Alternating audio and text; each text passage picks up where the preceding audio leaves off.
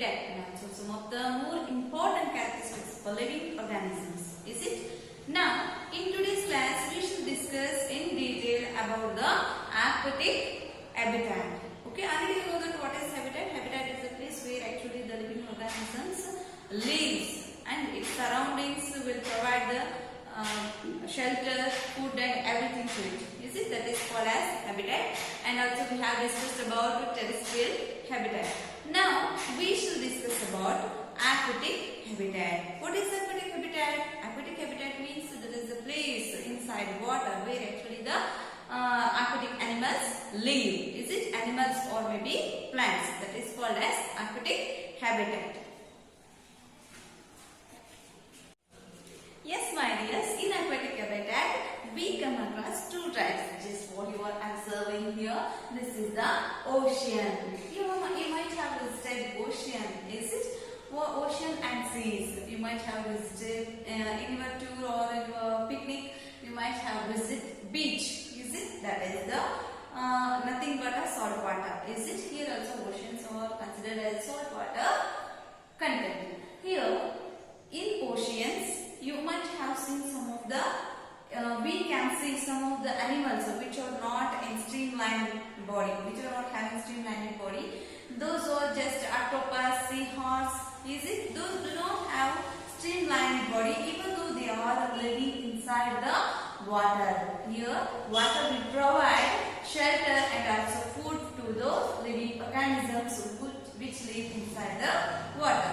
Is it? And also you might have observed those animals how they will breathe. Yes, human beings we breathe through our nose. Is it? Through our nose. But those animals do not have nose. The aquatic animals mostly are having gills which help them to breathe inside the water, and they are able to breathe the dissolved oxygen which is in water itself. Is it? We know that water means H2O, here oxygen is mixed with the hydrogen. That dissolved oxygen will be breathed by those organisms which live inside the water. But we can't breathe there. Is it? Only the aquatic animals breathe it. But what about whales? What about whales? And what about dolphins? Those do not have gills. Is it? What about whales and dolphins? Those do not have gills. But those who are having the nostrils at the top of their head. Okay? Nostrils at the top of their head. While those will breathe through the nostrils and they came to the surface of the water and they will breathe for themselves. They will take the oxygen which is present in our environment and they will move inside the water.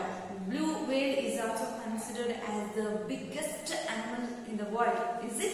It weighs about 3 or 4 elephants or even more than those. Is it? So it is one of the biggest animal on the earth. Okay. Next one, we should move on to the lakes and ponds. Okay, lakes and ponds. You might have seen so many lakes and ponds. Is it? Those are considered as sweet water lakes or sweet water ponds. So we get the water from dirt itself. Is it? Yes, my dears. In lakes and ponds, we can observe so many kinds of small fishes and also big kind of fishes. And those are very different from each other. And they do have streamlined body and they are having gills to respire inside that. Okay, and they are adjusted to the environment itself. And also we can see so many plants inside the ponds or lakes. Is it? How they will be? Their roots are very small and shortened when compared to those which we grow on a earth. Is it? Their roots are very small. And also, my dears, the leaves are tape-like structures. The leaves are having tape-like structures, so they can easily float up inside the water. And here the roots helps them to hold the plant in one place inside the water. And you might have observed the stem of those plants are hollow and very long, so they can easily grow inside the water. So they do not allow the water to get into the plant itself. And also they have flattened leaves. They have flattened leaves which will spread on the surface of water. That makes them easily to float on a water. Okay, and the flower which blossoms. It will be upper side of the water. Okay, it will be upper side of the water. We can see. For best example is lotus. Is it? It is a pond flower. Or in lakes we can see the lotus. Here the stem of the lotus is hollow and very elongated. You might have observed those things in your surroundings, is it? And also it blossoms outside water and its leaves spread over the surface of the water so that it can float easily on a water. Okay? Yes, my dear, this is all about aquatic habitat. Okay? We have discussed very short amount in this, but if you want more information, you can go through some of the videos or some of the books where you can get more information about the aquatic life and aquatic habitat. You can even study about a single animal which is living inside the water itself. And also one more thing we have forgotten, that is frogs. Is it? Frog also live inside the water, and the most important thing of a frog is it can live both on land and inside the water. So we call it as an amphibian. We call it as an amphibian because it can live on earth and also inside the water. So it is an amphibian animal.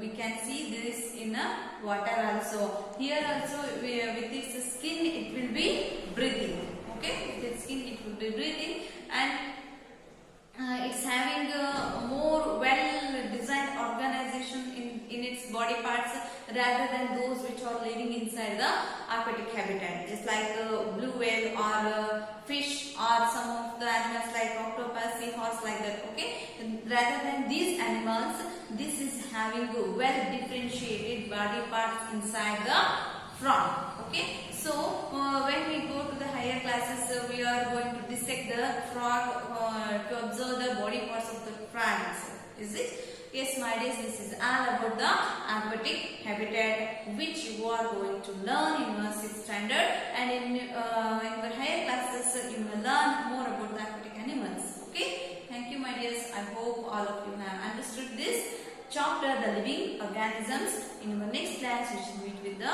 another new chapter in our 2nd semester of the 6th standard. Okay.